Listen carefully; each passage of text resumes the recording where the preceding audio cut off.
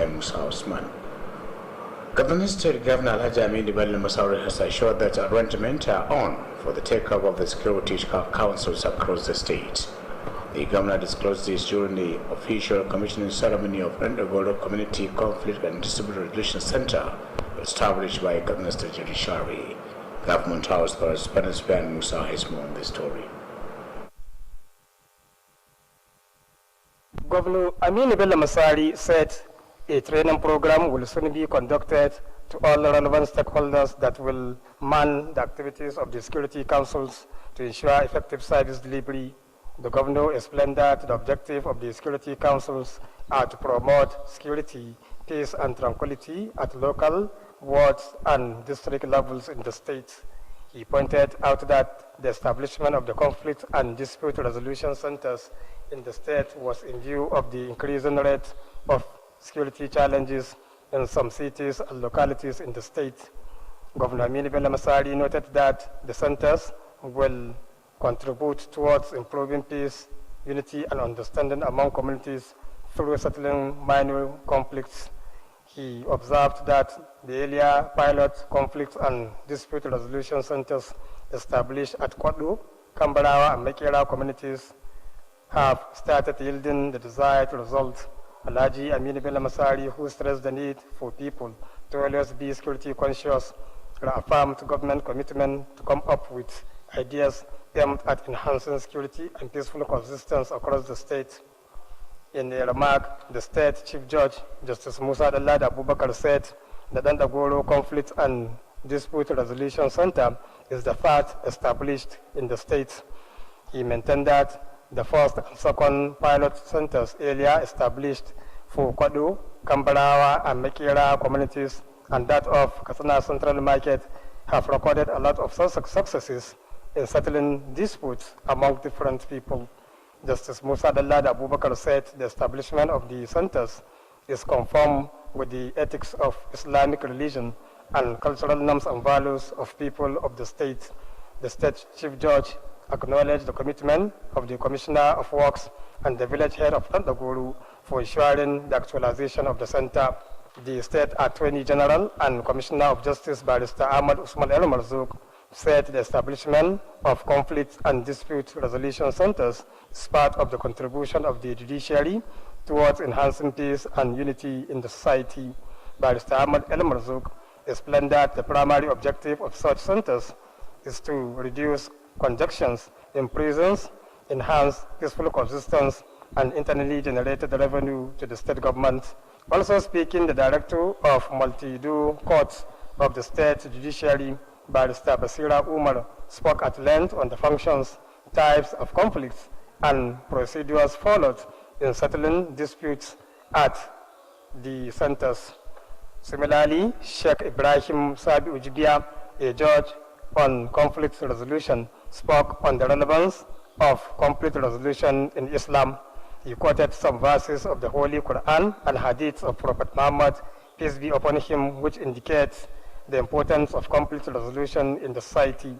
In a word of thanks, the village head of Ndagoro, Alhaji Mutaka Magaji, thanked the state government for citing the center in Ndagoro and assured total support for the success of its activities. From Government House, Katsina, Safiyan Musa Chidinya reporting.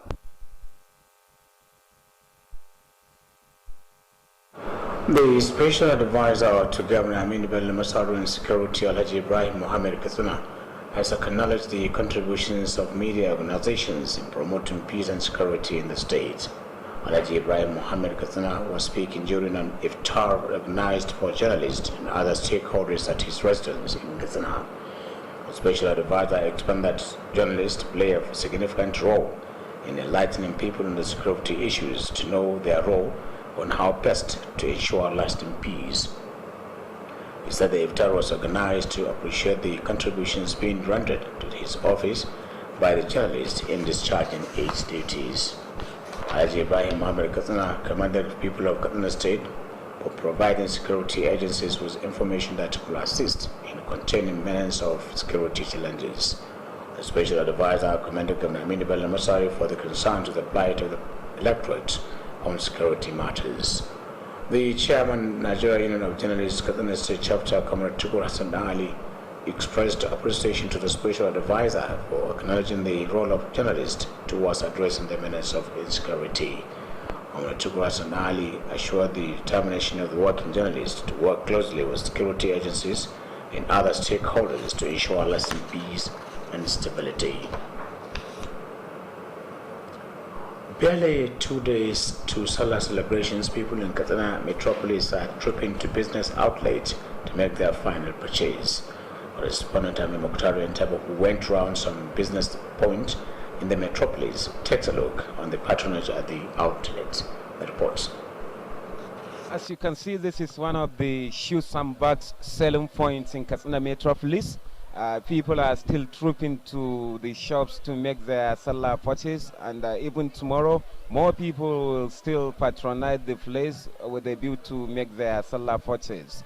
The business points visited include Katsina Central Market, Greenhouse Katsina, Shoe Market near Katsina Central Mosque, Kofar Kwaya business points among others. Mostly purchased materials by people are jewelries, caps, link bottoms, shoes, bags and inner wears. Others include English wears, glasses, veil, as well as ready-made clothes. As at the time of Kttv's visit to the business outlets, people were seen trooping to make their last-minute purchase. In an interview, some of the traders have this to say over the level of patronage. So for that, Gaskia, really we do appreciate for what the customers, they really cooperate and they have a good patronage on our commodity. And we are praising our God for this thing. We have a different kind of shoe and bags. That is why many people come to our shop to buy shoe and bag. Even tomorrow we have another. We have many people that come to our shop to buy shoe and bag and the gowns and everything we sell here. In the meantime, tailors in Katsina metropolis are making effort to meet deadline for their customers. A visit to some tailoring shops indicates that the tailors are at the final stage of concluding their Salah operations. Ahmad Mukhtar Entaba, reporting for Kttv News.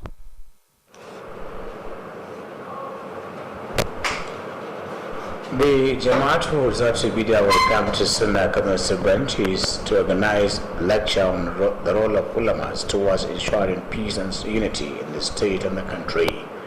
The lecture scheduled to hold on Salah Day was contained in a press release signed by the organizing secretary Mohammed Awal Dora on behalf of the committee members. The statement also explained that the Eid al-Fitr prayer is scheduled to hold at 8:30 a.m. at GRA Jamaat Masjid. It therefore emphasized the need for people in the state to intensify prayers to the state and the country during the Eid al-Fitr prayers and other activities. People have been called upon to redouble efforts towards praying for Allah's intervention against the current security challenges bedeviling the country. The state chairman of Qadriya sect, Malam Ahmed Rufai Khalid, made the call during the closing of Ramadan Tafsir at the Masjid Dangheri behind Kttv. Malam Ahmed Rufai, who is the chief imam of the masjid, congratulated the Muslim Ummah for witnessing the end of Ramadan and prayed for more unity among Muslims the world over. The chief imam urged Muslims to sustain the good deeds performed during the month of Ramadan to benefit with the abundant rewards of the holy month. Malam Ahmed Rufai stressed the need for Muslims to love one another and intensify assisting the needy for the overall development of the society. The chief imam urged ulamas to preach in accordance with the teachings of Quran and Hadith. During the closing of the Tafsir, some Islamic scholars offered special prayer for peaceful coexistence in the state and the country. Katsina Emirate Council has announced the cancellation of the annual Salah festivities. This is contained in a press release signed by the Secretary of the Emirate Alhaji Bello Ifo. According to the release, the cancellation of the annual Hawan Sallah is due to the security situation in the state as well as COVID-19 pandemic. The press release mentioned that there will be Eid prayer at various masjids in the state. During the period, special prayers will be offered for peaceful coexistence in the state and the country as a whole. Governor Aminu Bello Masari has approved the conduct of the 2021 interlocal government football competition known as Governor's Cup. The competition is being organized annually in honor of the governor over his commitment toward the development of sporting activities in the state. The competition is also organized to support youths through sport as well as to provide a platform for the talented youths from all parts of the state to display their sportsmanship. The competition will be staged in 2 phases. Phase 1 will feature preliminaries of the whole in 7 different centers from 29th May to 10th June 2021, while Phase 2 will hold at the state capital from 20 to 26th of June 2021 respectively. Similarly, registration for the competition will commence from 17th to 29th of May 2021 at the State Football Association office. Kttv United Football Club has thrashed its Wiki Tourist of Bauchi by 5 goals to 1. Kttv United media officer Nasser Sani reports that the visiting team was defeated at Muhammadu Diko Stadium in March Day 20 of the ongoing Nigeria Professional Football League. Kttv United playing under a new technical advisor Aziz Mohammed Audu, who supervised to sweep aside Wiki Tourist in a one-sided contest in which Joseph Atuli opened the score in the 17th minutes of the game. Similarly, Rashid Ahmed of Kttv United scored a brace in the 36th and 74th minutes, while the new signing Samuel Inoshori scored in the 40th minutes of the game. Samuel Kalu scored the 5th goal, which rounded off the 90 minutes of the competition. Wiki Tourist ended the match with 10 men following the straight red card to junior international Kttv Yahya for verbal assault on the referee. After the match, Day 20 Kttv United are 16th in the table with 21 points and are going to battle it with Heartland Football Club on the 16th of May 2021 in Match Day 21. And with that, we conclude news tonight from my news desk. Ramadan Kareem.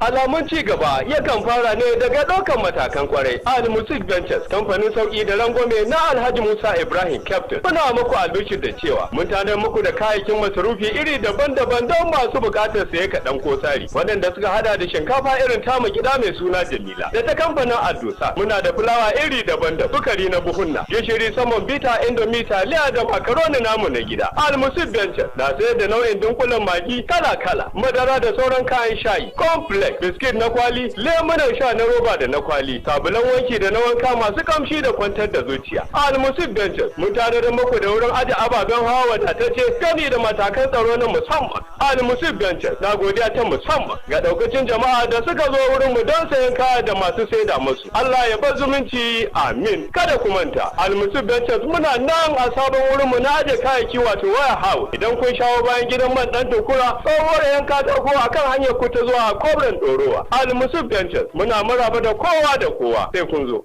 don ne haka ne ba ta wannan tafiya da ni za a yi sai na je albusa ka nima na siyo kayan abincinmu. Gonar kajin Katsina Darma Poultry Farm na sanar da al'ummar jihar Katsina da makwabta cewa a halin yanzu an yi muku tanadin dakwalan kaji, manyan agwagi toro, macen agwagwa na sayarwa ga jama'a tun daga yanzu domin amfani a gida ko masu bukatar sari. Kajin gonar Katsina Darma Poultry Farm sun samu kulawa ta musamman gami da cimaka mai kyawu domin ana ce da su da ingantaccen abinci mai gina jiki, kuma idan ka kwatanta girman su to babu shakka bambanci a bayyane yake. Masu more musu don soyayya ko falfesu tare saurin bukatu kofa abu da take. Kuna iya sayan naku domin an ci gaba da saida tun daga karfe 7 na safe zuwa karfe 6 ne ma kowace rana. Kowace dakwalwar kaza za ku same ta akan kuɗi naira 1,500. Sai macen agwagwa za ku same ta akan kuɗi naira 1,500. Sai namijin agwagwa wato toro za ku same shi akan kuɗi naira 3,000. Kuma ana shawartar jama'a duk wanda zai je wurin sayan ya tabbatar ya sanyo takunkumin rufe baki ko hanci, kuma kada a cinkushe wajen bin layi. Gonar kajin Katsina Darma Poultry Farm na nan kusa da sabuwar tasha daura da gidajen ma'aikatan karfe wato Katsina Storil Mills akan hanyar ku ta zuwa Dutsen ma. Sai kun zo.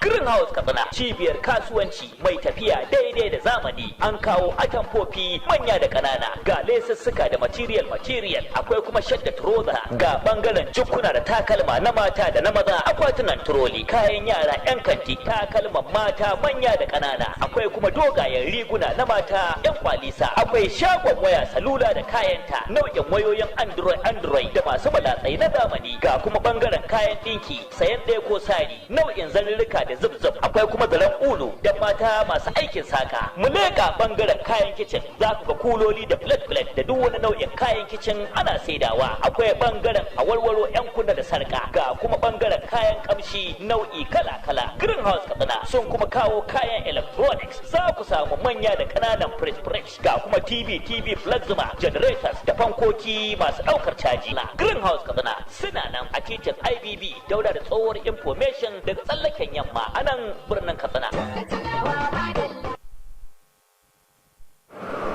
Majalisar malaman kungiyar jama'atu za ta bi da wai kamar sunna za ta tana farin cikin sanar da 'yan uwa musulmi cewa idan Allah ya kai mu ranar 1 ga watan Shawwal na hijiran matsala 1442 za a gabatar da sallar idi kamar da aka saba a masallacin juma'a na jihar wato WTC Road nan Katsina da misalin karfe 8:30 na safe idan Allah ya kai mu. Allah shi ba da ikon zuwa, amin.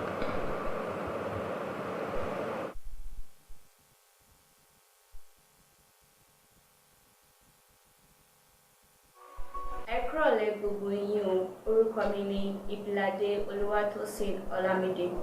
Ọmọ iléèwé Maiduguri ni mí, Model 1 Katsina State. Mo mú wá fún yín Katsina National Talent Hunt Challenge. Katsina National Talent Hunt Challenge yìí ó wà fún gbogbo èèyàn ní Katsina àti Nàìjíríà gbogbo ọmọ ọ̀dọ́ nìkan. Katsina National Talent Hunt Challenge yìí gómìnà wa olómùwà o, gómìnà wa orúkọ ẹ̀dẹ̀ ni His Excellency the Governor of Katsina State RT Honourable Dr. Aminu Bello Masari. Tá a fẹ́ mọ̀ nǹkan nípa ìkọ́ tí mo ṣe sọ yìí, kẹ́ lọ sí wẹ́bsáìtì wa Katsina National Talent Hunt Challenge.ng.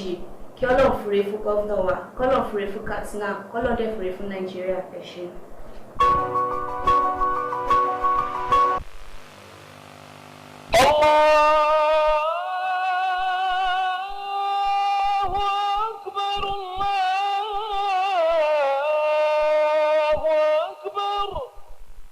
Jama'ar musulmi assalamu alaikum. Kamfanin jiragen Max Air, jagoran jigilar alhazai a kasashen yammacin Afirka, na yi wa al'ummar musulmi barka da shan ruwa. Da fatan Allah ya karɓi dukkan ibadar mu ya kuma gafarta mana tare da amsa mana addu'o'in mu amin. Kamfanin jiragen Max Air na bar addu'a ga al'ummar musulmi da Allah ya ƙara kiyaye shi ga dukkan safararsa da ba shi nasara ga aikinsa na jigilar maniyyatan aikin hajji da kuma umra. Allah ya ƙara ɗaukaka kamfanin jiragen Max Air bisa iko da baiwarsa amin. Wannan sako ne daga kamfanin matasa Media Links da ke kofar ƙaura Katsina.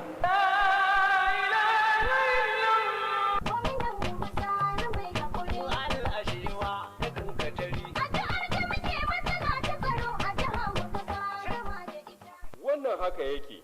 A don haka ne ma kwamishinan harkokin wasanni da walwalar jama'a na jihar Katsina kuma garkuwar Arewa na ɗaya Alhaji Sani Aliyu Dallami ke ƙara kira ga al'ummar jihar Katsina kan a ƙara jajircewa ta fuskar gudanar da addu'o'in samun zaman lafiya a jihar mu ta Katsina abin alfaharin mu da ma ƙasa baki ɗaya musamman a wannan wata na Ramadana da muke ciki.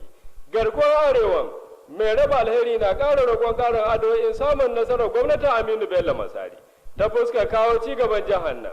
Allah ya ba mu lafiya da zaman lafiya. Allah kuma ya sanya muna cikin bayansa da zai yanta a wannan wata na Ramadana mai albarka. Wannan sako ne daga kwamishinan harkokin wasanni da walwalar jama'a na jihar Katsina kuma garkuwar Arewa na ɗaya Alhaji Sani Aliyu Dallami.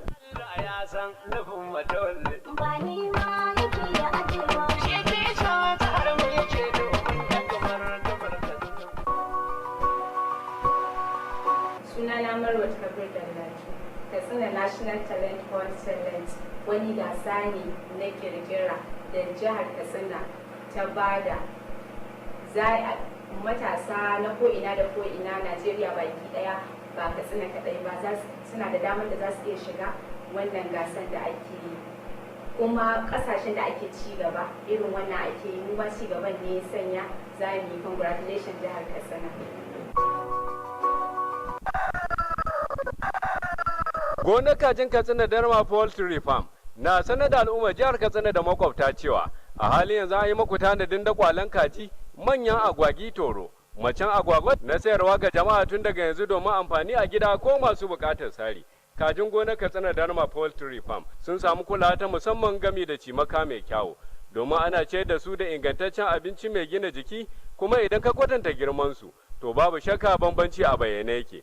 Masu more musu don soyayya ko falfesu tare saurin bukatu kofa abu da take.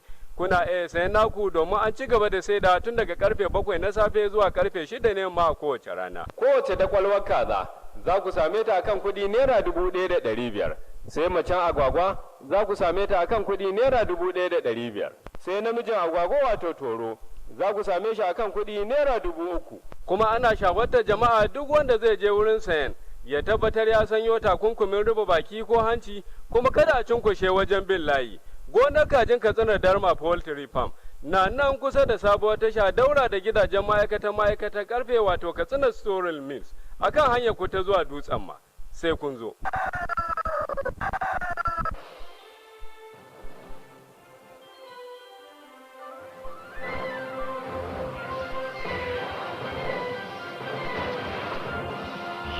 Watching Kttv, Katsina State Television.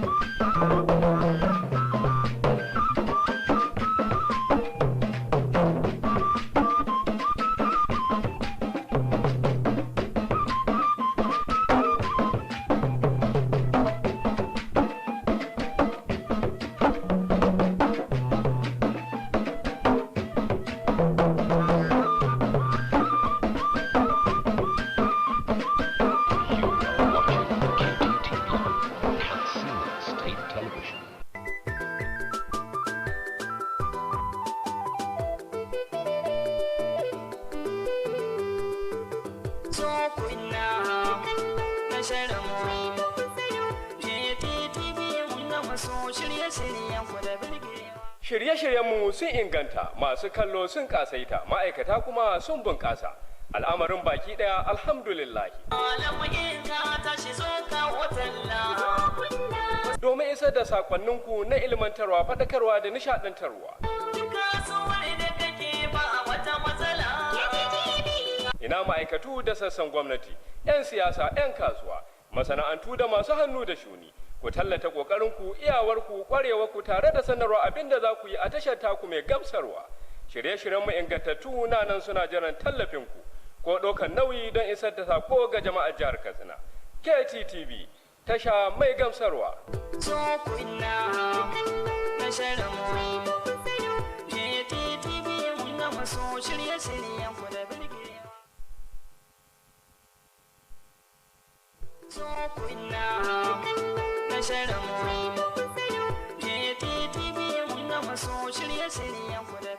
Jama'a masu kallon mu, kuna da damar da za ku iya sauke manhajar gidan talabijin na Kttv a wayoyinku na hannu wato Android da sauran shafukanmu na sada zumunta a wasu sassa na duniya domin ganin shirye-shirye da samun labarai kai tsaye. Sunana Labiru Kabir Kofar Bai, ɗalibi mai karatu a ƙasar Sudan.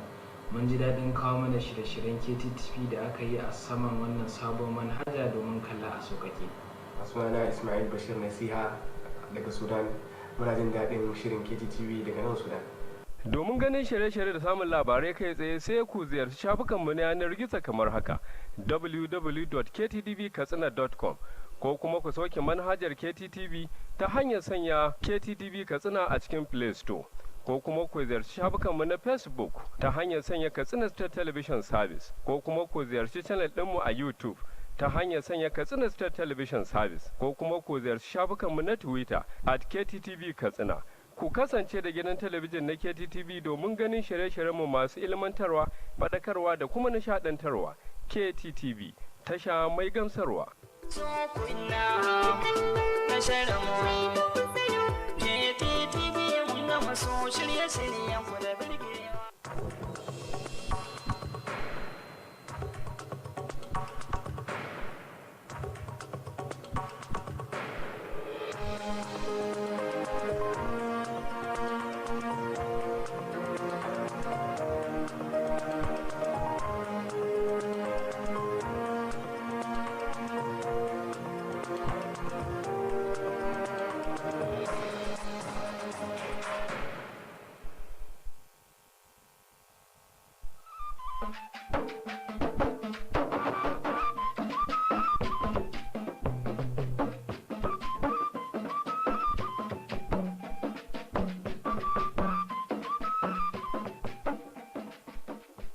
Elected Zone A Secretary of the Nigerian Union of Journalists, Comrade Abdullahi Ismayamadi, has expressed appreciation to the union delegate and other stakeholders for their contributions towards the successful conduct of the conference.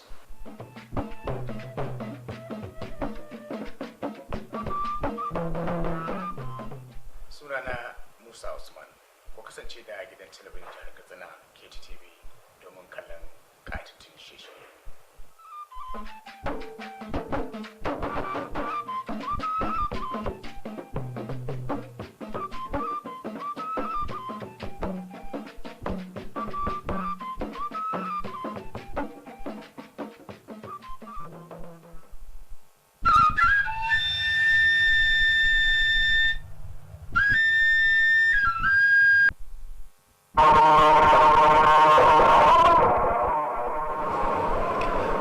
labaran namu na daren yau, gwamnatin jihar Katsina za ta kirkiro da zauren tsaro domin tabbatar da zaman lafiya.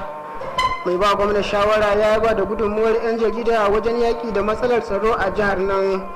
Masarautar Katsina ta dakatar da bukukuwan hawan sallah na wannan shekarar.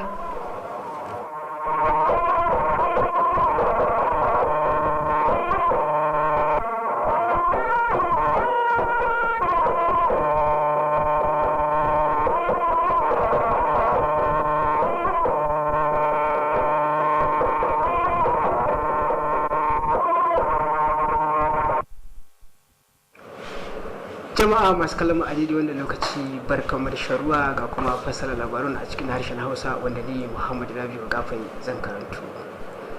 Gwamna Aminu Bello Masari ya sha alwashin kammala zaurukan tsaro a jihar nan.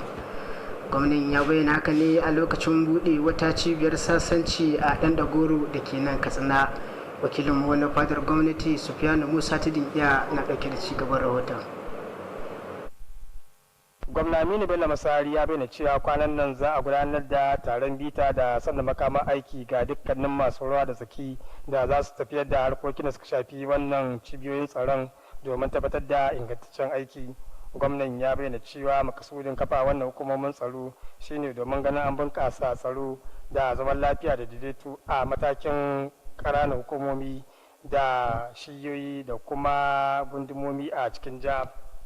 Ya yi nuni da cewa kafa cibiyar sasanci na rigingimu tsakanin al'umma a cikin jiha ya biyo bayan ganin yadda ake fuskantar kalubalen tsaro a wasu birane da wurare daban-daban da ke cikin jiha. Gwamna Aminu Bello Masari ya yi nuni cewa waɗannan cibiyoyi za su ba da gagarumar gudunmawa wajen bunƙasa zaman lafiya da fahimtar juna tsakanin al'ummomi daban-daban ta hanyar daidaita rigingimu daban-daban da ke tsakanin al'umma. Ya lura da cewa cibiyoyin sasanci da aka kafa tun farko na gwaji da aka kafa ga al'ummar Kwado da Kambarawa da kuma Makera sun fara haifar da sakamakon da ake bukata. Alhaji Aminu Bello Masari wanda ya jaddada bukatar da ke akwai ga al'umma da a kodayaushe su kasance masu sa ido akan batutuwan da shafi tsaro, ya kuma sake jaddada himmatuwar gwamnati na bijiro da karin shirye-shirye da ke da manufar bunƙasa tsaro da zaman lafiya a faɗin jiha. A jawabinsa babban jojin jiha mai shari'a Musa Dallada Abubakar ya ce kafa cibiyar sasanci ta ɗan ɗagoro na ita ce ta uku da aka kafa a cikin jihar Katsina. Ya karar cewa cibiyoyin sasancin guda biyu da aka kafa tun da farko na gwaji wanda ɗaya daga cikinsu ta hada da na al'ummomin da ke a unguwannin Kwado da Kambarawa da kuma Makera da kuma ta babbar kasuwar garin Katsina sun haifar da nasarori daban-daban wajen sasanta al'ummomi daban-daban a batutuwa daban-daban. Mai shari'a Musa Dallada Abubakar ya ce kafa wannan cibiyoyi ya biyo daidai da tsari na addinin Islama da kuma al'adu na al'ummar jihar Katsina. Babban mai shari'ar na jiha ya kuma yaba bisa ga himmatuwar kwamishinan ayyuka da kuma mai garin na Ɗanɗagoro bisa ga yin aiki tukuru domin tabbatar da cewa an kafa wannan cibiya a yankin su. A nasu jawabin kwamishinan shari'a na jihar Katsina barista Ahmad Usman El Marzuk ya bayyana cewa kafa wannan cibiyoyi na sasanci na rigingimu tsakanin al'umma wani bangare ne na gudunmuwar da bangaren shari'a na jiha ke bayarwa domin bunƙasa tsaro da haɗin kai da zaman lafiya cikin al'umma. Barista Ahmad El Marzuk ya bayyana cewa babban makasudin kafa irin waɗannan cibiyoyi shine domin a rage cunkoso a cikin gidajen kasu game da bunƙasa zaman lafiya da kuma samar da kuɗaɗen shiga ga gwamnatin jiha. Haka zalika a nata jawabin darakta da ke kula da kotuna na tafi da gidanka na ma'aikatar shari'a ta jiha barista Basira Umar ta yi jawabi mai tsawo akan amfani da nau'o'i na rikice-rikice da kuma hanyoyin da ake bi domin ganin an magance rikice-rikice a cikin wannan cibiyoyi. Da yake nasu jawabin Sheikh Ibrahim Sabi'u Jibiya wanda alkali ne da ke yin shari'a kan daidaita fitintunu tsakanin al'umma ya yi jawabi akan mahimmancin irin waɗannan cibiyoyi musamman a addinin Islama. Ya kuma karanta wasu daga cikin ayoyi na alkur'ani mai girma da kuma hadisin manzon Allah annabi Muhammad sallallahu alaihi wasallam wanda ke nuni da cewa akwai mahimmancin gaske wajen kawo daidaito a cikin al'umma ta hanyar rikice-rikice. A jawabinsa na godiya mai garin Ɗanɗagoro Alhaji Muttaka Magaji ya yi godiya ga gwamnatin jiha bisa ga kawo wannan cibiya cikin garin Ɗanɗagoro, sannan ya ba tabbacin cewa za su ba da cikakken goyon baya domin ganin cewa wannan cibiya ta samu nasarar da ake bukata. Daga gidan gwamnati Sufiyanu Musa Tudun iya dauki da rahoton. Mai ba wa gwamna Aminu Bello Masari shawara akan harkokin tsaro Alhaji Ibrahim Muhammad Katsina ya yi ba da gudunmuwar gidajen yada labaru wajen tabbatar da zaman lafiya a jihar nan. Alhaji Ibrahim Katsina ya bayyana haka a lokacin wani taron buɗe baki da aka shirya mai 'yan jarida da sauran masu ruwa da tsaki. Mai ba gwamnan shawara ya bayyana 'yan jarida suna taka rawar gani wajen ba da gudunmuwa wajen tabbatar da zaman lafiyar nan a jihar nan da ma ƙasa baki ɗaya. Ya ƙara da cewa an shirya taron shan ruwan ne domin yi ba ma kokarin su tare da yin kira gare su da su ƙara ƙaimi wajen sauke nauyin da ya rataya a kansu. Alhaji Ibrahim Katsina ya kuma yaba wa al'ummar jihar nan akan bayar da gudunmuwa akan bayar da muhimman bayanai ga jami'an tsaro domin kwalliya ta biya kuɗin sabulu. Mai ba gwamnan shawara ya kuma yaba da gudunmuwar gwamna Aminu Bello Masari wajen nuna damuwarsa ga al'umma musamman wajen bangaren tsaro. Shi ma a nasa jawabin shugaban kungiyar 'yan jarida ta ƙasa reshen jihar Katsina Kwamar Tukur Hassan Dan Ali ya bayyana jin daɗin sa akan karamcin tare da yaba ma gudunmuwar 'yan jarida wajen yaƙi da matsalar tsaro a wannan jihar tamu. Kwamar Tukur Hassan Dan Ali ya kuma sha alwashin 'yan jarida za su yi aiki kafaɗa da kafaɗa da jami'an tsaro domin kwalliya ta biya kuɗin sabulu.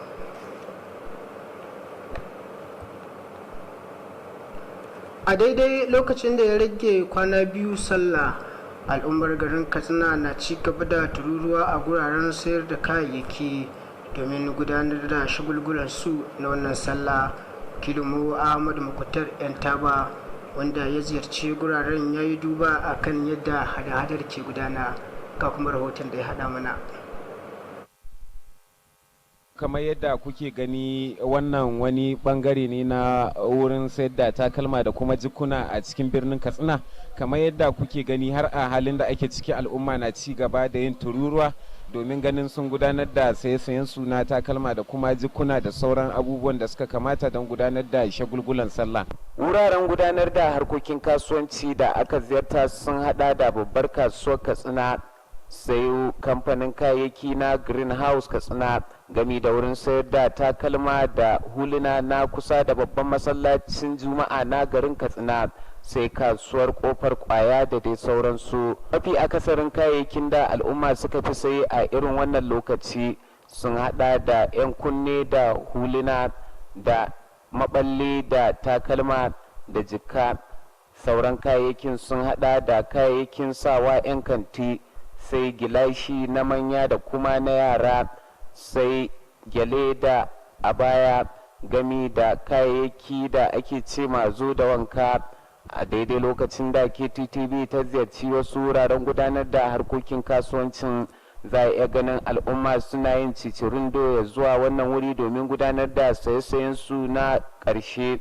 A sa'ilin da aka zanta da wasu 'yan kasuwa sun bayyana yadda suke samun ciniki a wannan lokaci. Yanayin jama'a gaskiya alhamdulillahi, duba da cewa ga yanayin da ake ciki yanzu kowa ya sani dai, to amma gaskiya alhamdulillahi alhamdulillahi alhamdulillahi alhamdulillah al'umma suna shigowa suna neman kayan nan kuma suna samun kayan nan yadda suke so. In Allah da kuma suna da abin da suka tambaya suna samun shi kuma suna samun shi da sauki kuma suna nuna mun suna jin daɗi tun da kaga suna zuwa sosai da sosai. Ba wanda za mu godiya sai Allah subhanahu wataala da ya haɗa mu da su abokan ciniki waɗanda suka fahimce mu. Muna roƙon Allah subhanahu wataala ya sa a yi hidimar sallah lafiya a gama lafiya. A wani labarin kuma teloli a nan cikin birnin Katsina suna ci gaba da yin bakin kokarin su wajen ganin sun cikawa aminan hudan su alƙawuran da suka yi masu. A sa'ilin da Kttv ta ziyarci wasu shagunan ɗinki, an lura da cewa telolin na ci gaba da yin bakin kokarin su ganin cewa suna a mataki na ƙarshe ne na kammala ayyukan da suke gudanarwa na shagulgulan sallah. Wasu daga cikin telolin da aka zanta da su sun bayyana irin kokarin da suke yi na ganin sun cika alkawuran da suka daukar wa abokan hudarsu. Isu alhamdulillah, kamar yadda ka faɗa ran kwana ɗaya ko biyu sallah, to mu dai muna tunanin cikin ikon Allah za mu sallama duk wanda kayansa yake hannunmu, domin mun ansa daidai yadda za mu iya yi don muna da ma'aikata da yawa gaskiya. Ka san an ce hannu da yawa ya fi hannu ɗaya, to gaskiya muna da ma'aikata da yawa da duk yadda muka anshi muna da tabbacin za mu ida su kafin sallah. Ƙarshen rahoton kenan, Ahmad Muktar Intaba.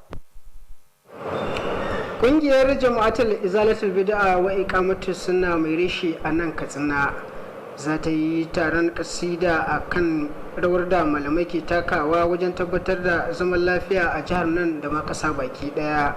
Kasidar wadda za ta gudana a ranar sallah, hakan na dauke ne a cikin wata takardar manema labarai mai dauke da sa hannun sakataren kwamitin Muhammad Awal Daura. Takardar ta bayyana cewa za a yi salar idi a masallacin GRA da ke nan Katsina da misalin karfe 8:30 na safe. Haka zalika an buƙaci al'ummar jihar nan da su zamo masu yin addu'o'in zaman lafiya a jihar nan da ma ƙasa baki ɗaya a lokacin gudanar da shagulgulansu na sallah.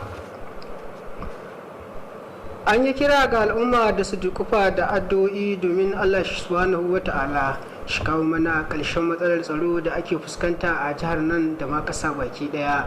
Shugaban Qadiriyya na Katsina Malam Ahmad Rufa'i Khalil yi wannan kira a lokacin rufe tafsirin Ramadana a masallacin bayan Kttv da ke nan Katsina. Malam Awal Rufa'i, wanda kuma shine babban limamin masallacin, ya yi kira ga al'umma ya yi taya al'ummar musulmi murna a kan samun damar azumtar wannan wata mai albarka, tare da kiran ƙarin haɗin kai ga al'umma baki ɗaya. Babban limamin ya kuma yi kira ga musulmi da su ɗore da ayyukan lada domin samun karɓaɓɓiyar ibada da kuma samun alfarmar wannan wata.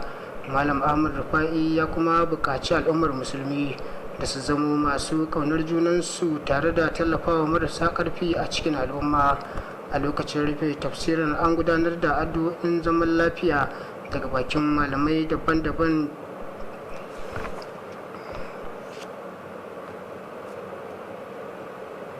Masarautar Katsina ta ba da sanarwar dakatar da bukukuwan hawan sallah na wannan shekara. Hakan na dauke ne a cikin wata takardar manema labarai mai dauke da sa hannun sakataren masarautar Alhaji Bello Mamman Ifu. Takardar ta bayyana cewa dakatar da hawan sallar ya biyo bayan matsalolin da ake fuskanta na tsaro da kuma cutar coronavirus. Takardar ta kara da cewa za a gudanar da sallar idi a masallatan da aka saba gudanar da sallar a kowace shekara, tare da addu'o'in zaman lafiya a jihar nan da ma ƙasa baki ɗaya. Ta kara da cewa takardar ta dakatar da hawan sallah ne a sabili da ra'ayoyin al'umma. Gwamnan Aminu Bello Masari ya ba da umarnin a ci gaba da gasar cin kofin kananan hukumomi na wannan shekara. Gasar wadda ake shiryawa a kowace shekara domin karrama mai girma gwamnan kan namijin kokarinsa wajen ci gaban harkokin wasanni a jihar nan. Haka zalika ana shirya gasar ne domin tallafawa matasa ta hanyar wasanni, tare da ba su dama wajen nuna kokarinsu ta bangaren wasanni. Gasar wadda aka kasa a gida biyu, kishi na farko za a fara ta a shiyoyi 7 a ranar 29 ga watan Mayu na wannan shekara. Kashi na biyu na gasar zai gudana ne a nan Katsina a ranar 20 zuwa 26 na watan Julin wannan shekara. Haka zalika rajistar shiga gasar zai fara a ranar 29 na wannan watan. Ƙungiyar ƙwallon ƙafa ta Katsina United ta doke takwararta ta Wiki Tourist da ke Bauchi da ci 5-1.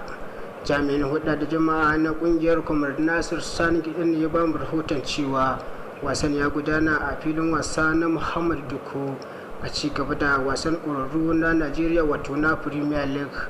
Minti 17 da take wasan, dan wasan ƙungiyar ƙwallon ƙafa ta Katsina United Joseph Atule shine ya zira kwallo ta farko a raga. Haka zalika Rashid Ahmad ya sa kwallo a raga minti 36 da kuma 77. Samuel shine ya ci kwallo ta 4 tare da Kalu ya jefa kwallo ta 5. Bayan kungiyar kwallon kafa ta Wiki Tourist ta kare da 'yan wasanni 10 biyu bayan Samuel ya karbi katin kura a sabili da zagin alkalin wasa. Bayan kammala wasan, kungiyar kwallon kafa ta Katsina United ta dawo mataki na 16 tare da maki 21 a jadawalin wasannin. Da kuma wannan rahoton ne muka kawo ƙarshen labarin namu na wannan dare. Di Muhammad Rabiu Gabai nake cewa kwana lafiya.